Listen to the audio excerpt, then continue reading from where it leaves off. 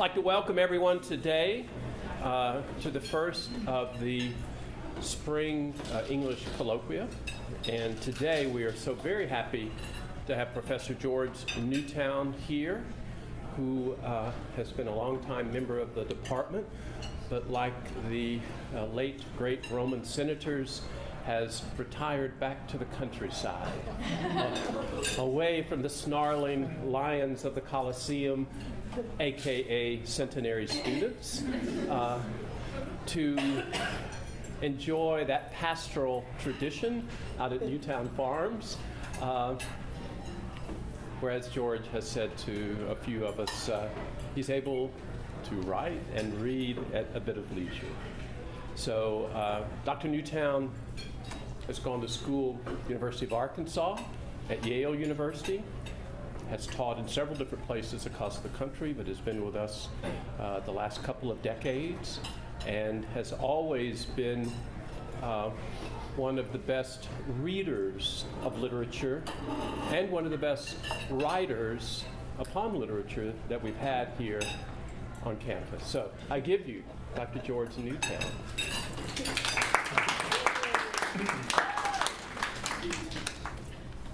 God, now you'll be expecting something. This is awful.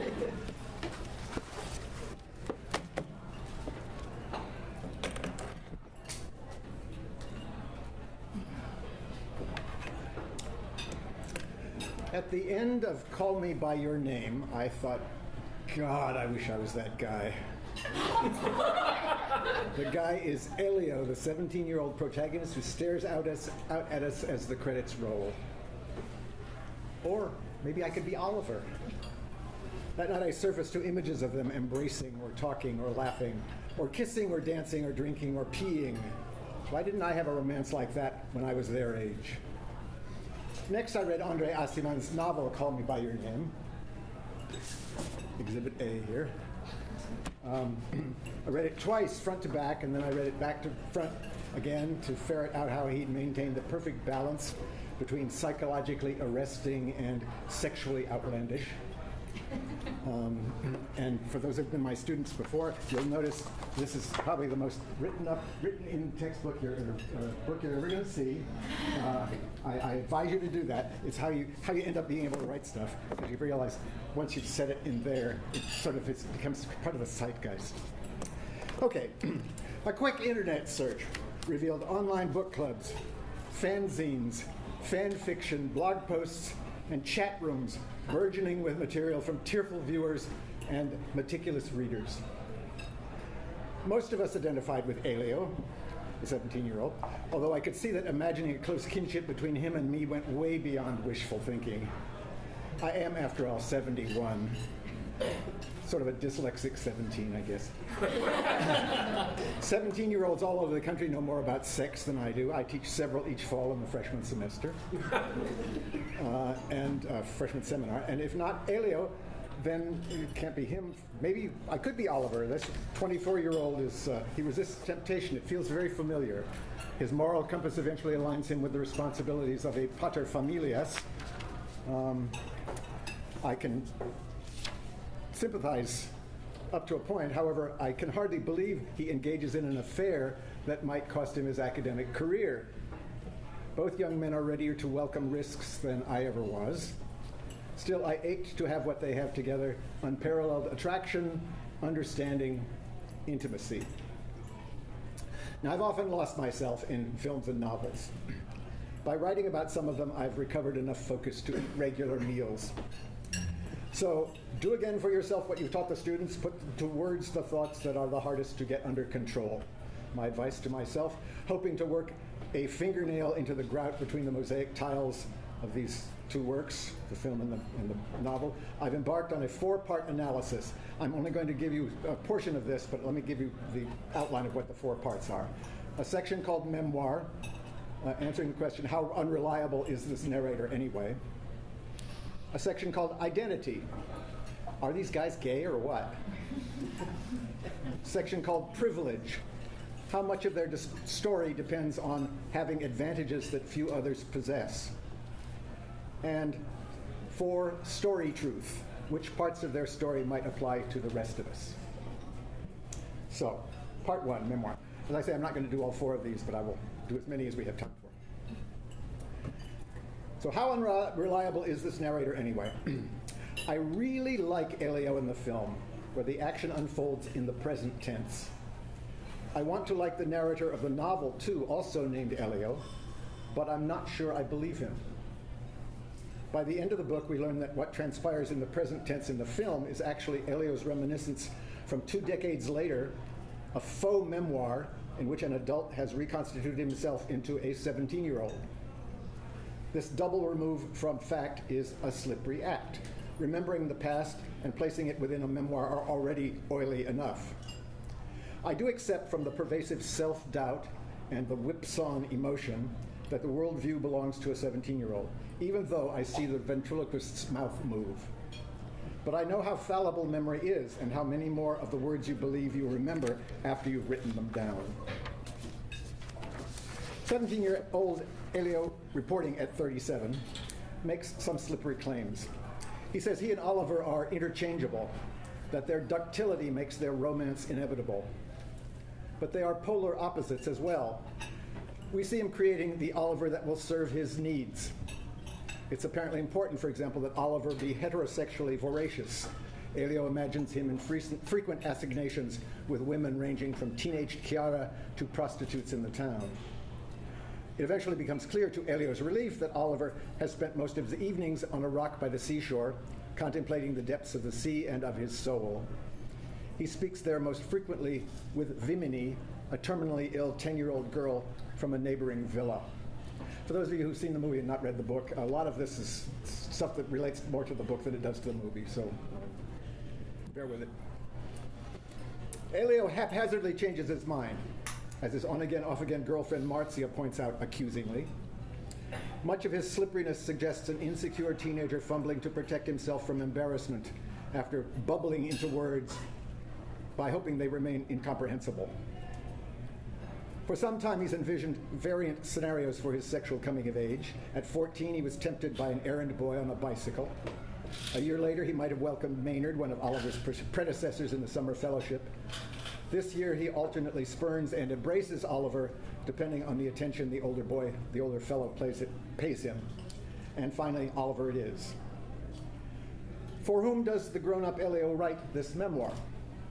First, for himself, of course. Solipsism, masquerading here as teen self-absorption, is the dirty secret of memoirists. He writes for Oliver, too, as is evident whenever he shifts from he to you, as if Oliver sits on the other side of the desk. Elio pays homage as well to his deceased father, the professor, who counseled him to embrace the joy and pain of his extraordinary relationship with Oliver. But Elio reveals that he has continued to ward off pain. He claims that multiple liaisons have displaced the memory of Oliver. The resulting distance is the greatest gift life can bestow on me, now that intervening bed partners have eclipsed him or reduced him to an early signpost, a minor fork in the road, a small fiery Mercury on the way to voyage out to Pluto and beyond. But now he reconstructs his affair into this memoir to reverse the influence of what he calls those blank years, when he failed to value the extraordinary intimacy he'd experienced only with Oliver. As soon as I said my own name as though it were his, it took me to a realm I'd never shared with anyone in my life before or since. In claiming he's forgotten Oliver, Elio has tried to push away the fear that Oliver's forgotten him. But in their renewed contact, Oliver recalls events as if they'd happened yesterday. When he reminds Elio of singing together until dawn in the Piazza Navona, Elio confesses he'd totally forgotten. He'd forgotten, too, his drunken invitation to a Dutch girl to go back to their hotel for a threesome, warded off only when Oliver steered them to a cafe to watch the dawn break. Writing the memoir becomes Elio's way of revivifying those memories, of feeling the joy and pain again as his father had advised. If they're not reunited, he projects that he and Oliver will go into an empty future in which they reminisce sadly at the Piave Memorial, place where they first expressed themselves, their affection for one another. About 2 young men, this is a quotation, about 2 young men who found happiness for a few weeks and live the remainder of their lives dipping cotton swabs into that bowl of happiness, fearing they'd use it up, without daring to drink more than a thimbleful on ritual anniversaries. The memoir gives him a chance to drink deep, and to invite Oliver to do the same. The father's death, which both men acknowledge without having to talk about it, becomes a powerful catalyst.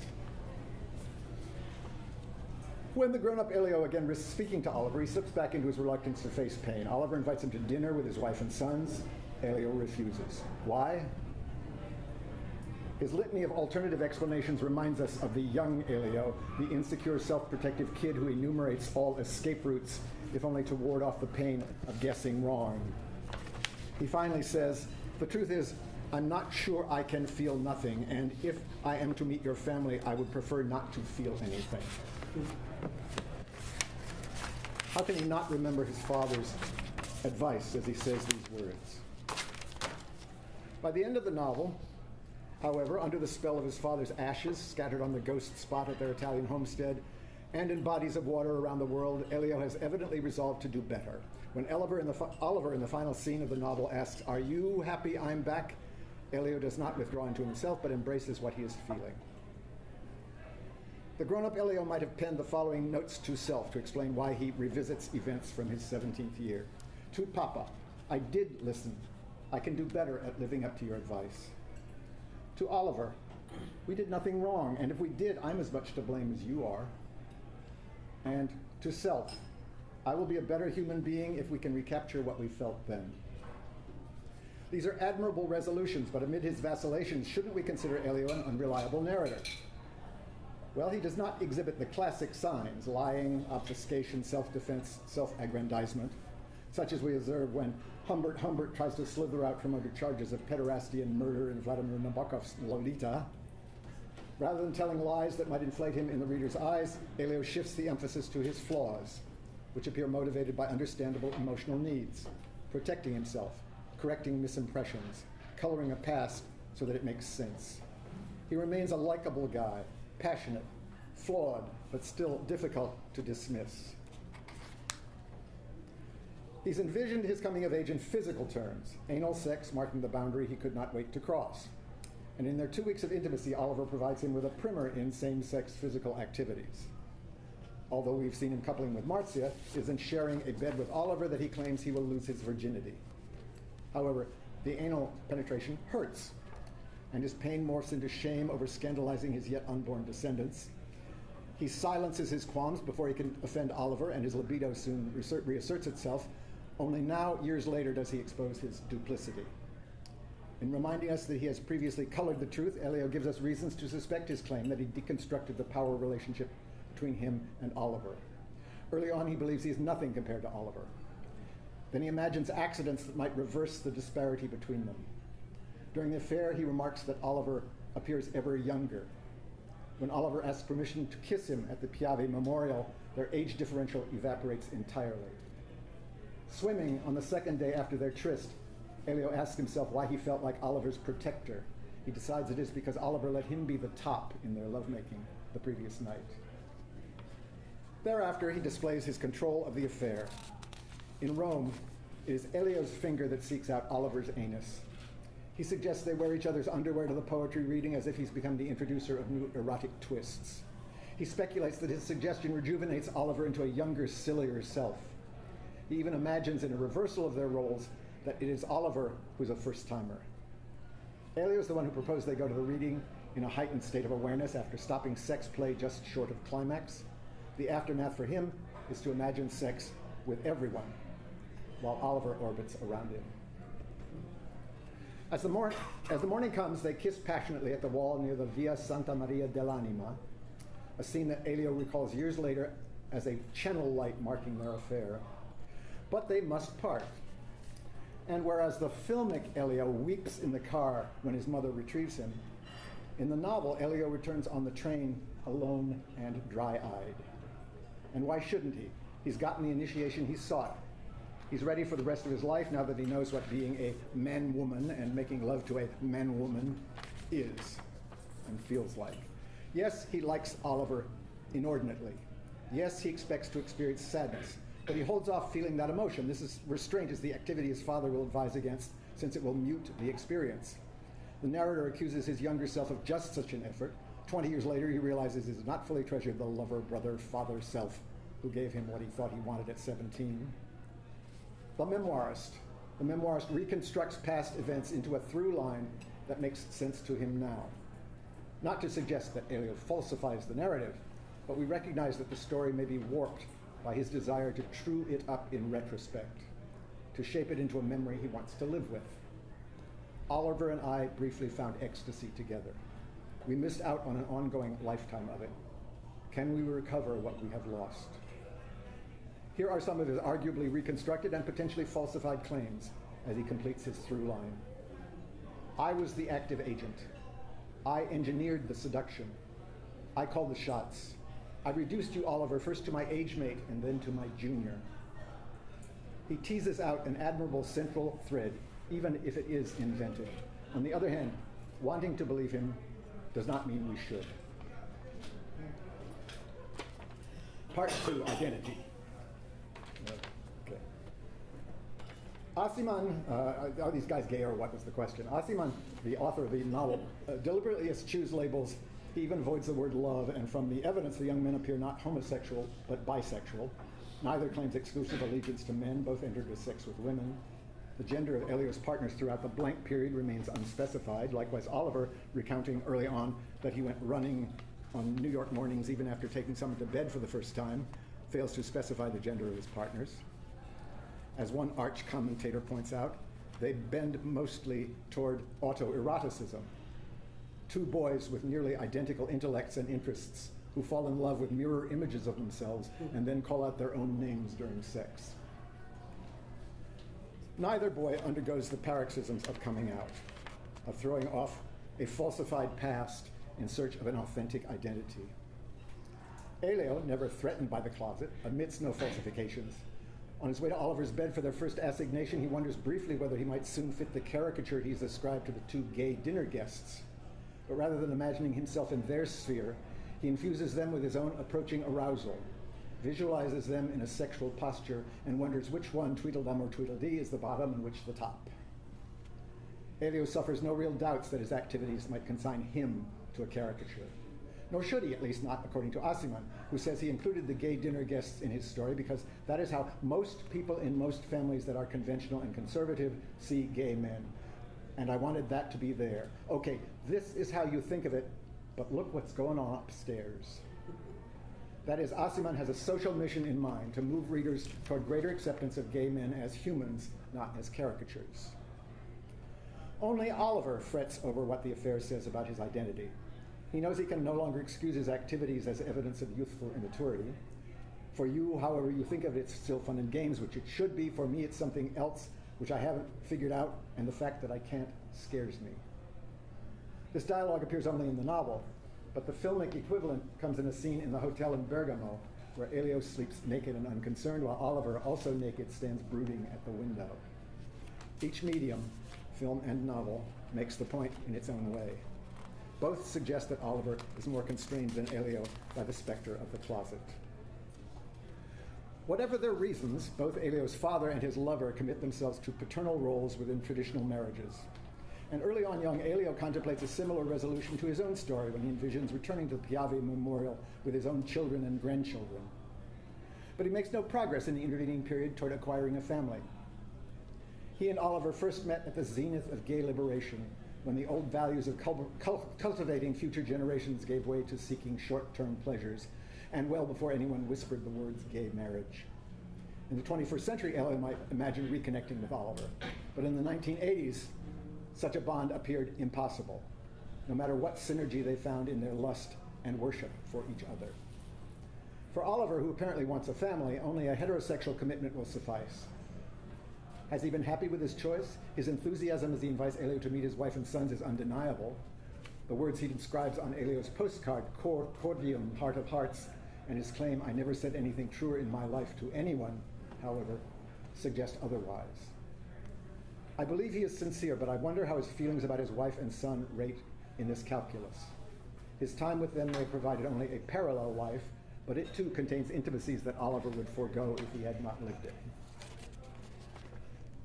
Bloggers, hoping for a happily ever after sequel to the film, imagine that Oliver, bored with his marriage, will divorce his wife. But there's something distasteful about throwing aside a commitment in favor of a sexier alternative. Of course, other scenarios could guarantee a sequel. For example, the wife's death from breast cancer might supply depths Oliver lacked 20 years earlier. Or divorce could be the wife's choice, if Oliver's obvious discomfort as he fails to recognize Elio after 15 years, as if stricken by the fear that we had met in a place he didn't care to remember. That signals that he has cheated on his wife by cruising in gay bars. In none of these scenarios, however, does the dissolution of the marriage become pretty enough to supersede fan fiction. In interviews, Aciman has declared the novel open for sequels. He points out that in the final scene of the novel, it is not said that Oliver is going to leave. Elio thinks tomorrow when you leave. He might not be leaving. I wanted it that way. We don't know. That is, tomorrow, Oliver may again call Elio by his name, as Elio longs to hear. But Aciman neglects to note that the reference to tomorrow appears within an account of events from last summer. The whole of the sequence, even Elio's thinking in the moment, is already past. As far as the novel tells us, both men have made their choices and must live with the consequences. Besides, even if Oliver finds he's free to consort with Elio again, could they survive together in a gay marriage? As Elio points out, they would be different people no matter which choices they made. They might grow tired of the lip-smacking, the snoring, and the bathroom odors that infuse a long-term union. Entertaining the possibility that Oliver may have behaved adulterously, or that he and Elio might tired of one another's chewing noises, suggests that rather than identifying with either of the boys, I might better have claimed kinship straight away with Elio's middle-aged father, the professor. I have to confess, however, that even treasuring his extraordinary monologue after the end of the affair, I found the professor a bit of a gas bag. Nor am I alone. In the novel, family members roll their eyes as they suffer through his long-windedness. Indeed, gas bag fathers abound. Alfredo, the poet at the reading in Rome, pontificates in front of his 3 daughters and other guests until his wife tells him to cut it short. The professor wisely affirms virtue when he sees it.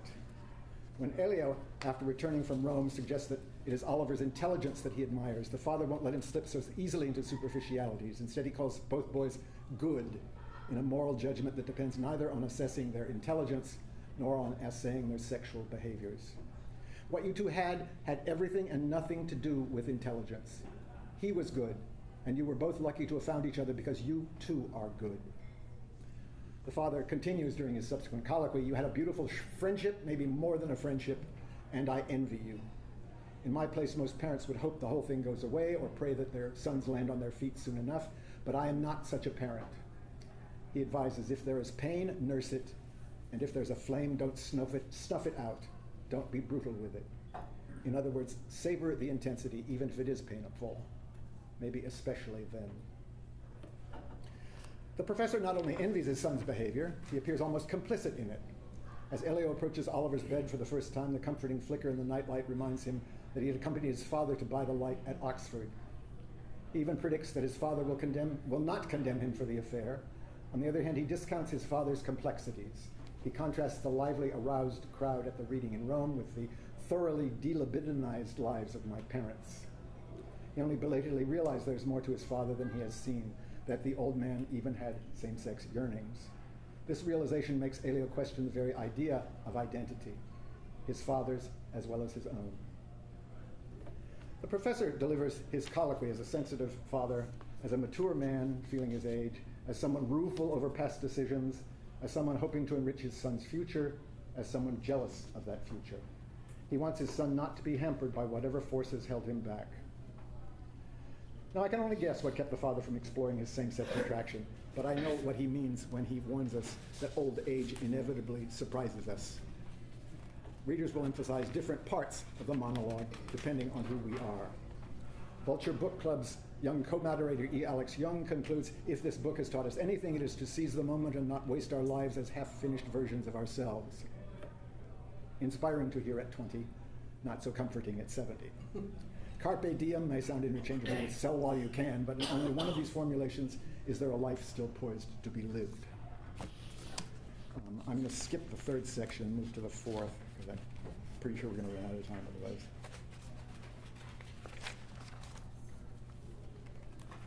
If you want to get a précis of the third section, I'll be happy to deliver one, assuming I can find where I'm While going. you're doing that, let me just mention to everybody, we'll have time for Q&A here, but people will be out at 12:50. You are welcome to stay afterwards.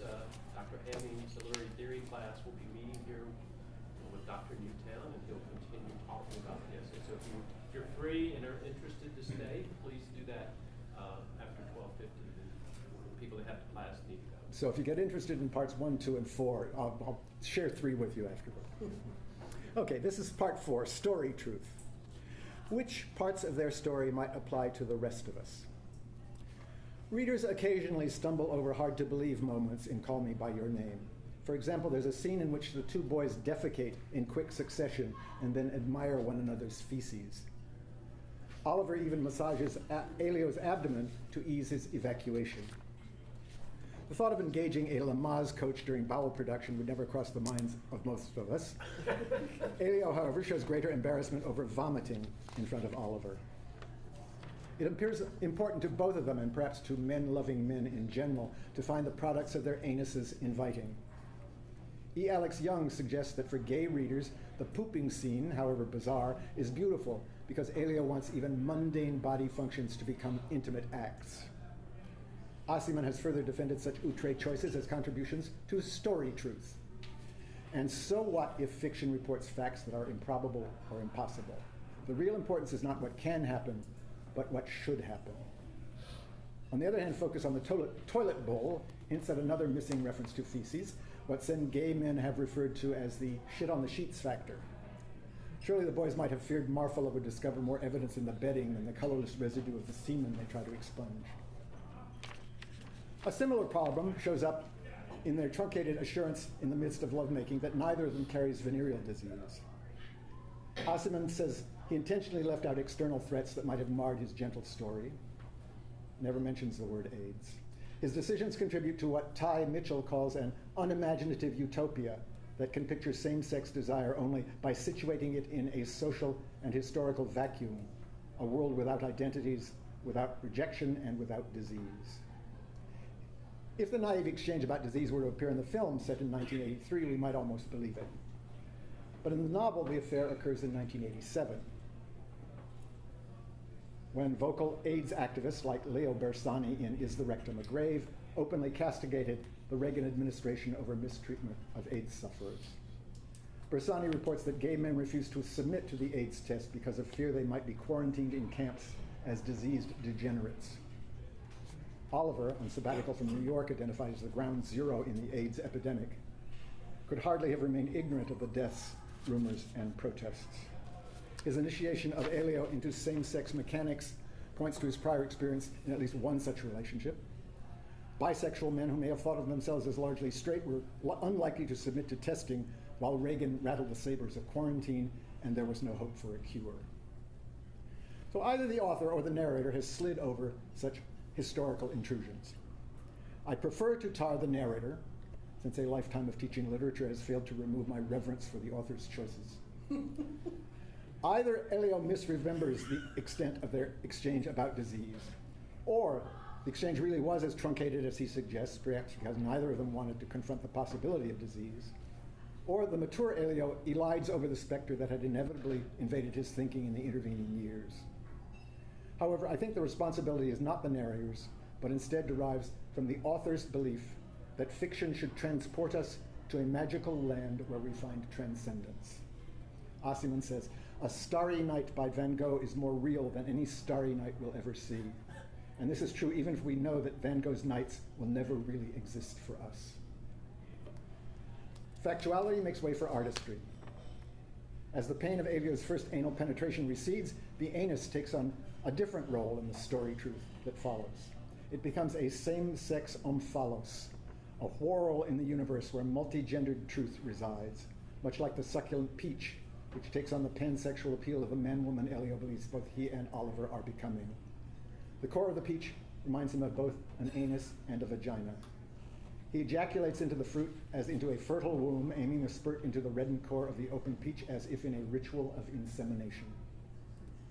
The ritual climaxes in the novel, although not in the film, when Oliver eats the inseminated peach and Elio asks him for a kiss before he swallows. Their mutual ingestion of the peach and of the semen marks a symbolic pregnancy in which the DNA of each becomes incorporated with the other. At the start of the affair, Elio could have had only an inchoate notion that he was after something other than initiation into the physical sensations. But eventually his desire that Oliver slip inside me comes to mean more than just I wanted him to penetrate me. It reflects calling me by his name, you in me, me in you. Each of them proceeds with the rest of his life, into the rest of his life with the other inside him. It's the culmination of shared intimacy brought about through the desiring, yearning, lusting, and sharing that make romance a key marker of one's humanity. Aciman contends it is the uncertainty, the ambivalence, the misreadings, the hopes and counter-hopes, the constant interpretations of signs that make romance the magical, desirable thing it is. This understanding of human desire supplies transcendent import to Call Me By Your Name. It is almost enough to make us forget that Aciman has placed his starry night within the pristine snow globe of recollections that could exist only within the prism of memory. Now, perhaps Italy is a magical land that hosts such mythic affairs. I saw nothing like this growing up in Middle America. I'm tempted to ask whether any pair in the real world ever conjoined in quite this way. Well, maybe one, as gay poet Cyrus Castles claims in the Washington Spectator, where he says the trajectory of Elio and Oliver took him back to his own first same-sex experience in Italy, even to the 7-year difference in age between him and the older man who initiated him. A gay teen trolling for sex in America, however, as Michael Lowenthal describes in Unmolested, pencils an illiterate note on lined paper offering a blowjob and requesting a nude selfie. It is hard to recognize Elio in this pornography composed in a primary school's voice, although both boys believe that happiness will derive from having sex with the person they yearn for. Elio tells us that the striking transfer of identity he and Oliver shared in bed rendered Oliver the special one who was and would forever remain my brother, my friend, my father, my son, my husband, my lover, myself. I doubt sharing a bed will frequently spawn such magic for humans less privileged than Elio and Oliver. But I accept Aciman's tale of how it ought to have happened this once. I even agree that we should be open to ourselves to such elusive magic if it ever offers itself. Aciman admits that he himself had to learn to embrace romance. He recalls his father's advice to him as a youth. Why don't you go out, have fun, get laid, do something other than read books?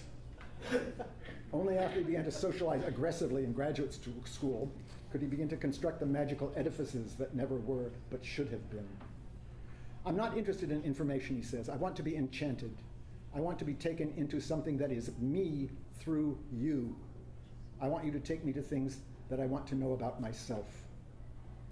Fiction shows us places both better and worse than where we live, places where we gawp open-mouthed at how the other half lives. Even more so in fiction imbued with a social purpose, Zola rubbing our noses in the stench, Aciman raising our vision above the clouds. Call Me By Your Name provides a radiant fantasy of what same-sex love should be: mutual desire, electrifying passion, total intimacy, unquestioning acceptance, a willed possibility that it may last. No aids, no guilt, no shame, no lies, no trickery, no cruising, no one-night stands, no shit on the sheets, no gay bashing, no self-loathing. In Aciman's words, the fiction becomes true even if it never happened.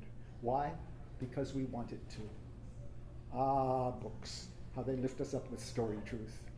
Maybe a young person reading Call Me By Your Name today can welcome a richer life. Maybe society around us has changed that much.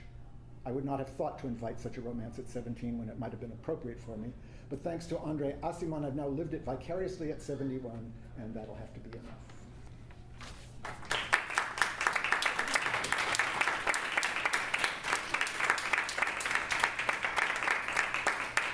So, questions?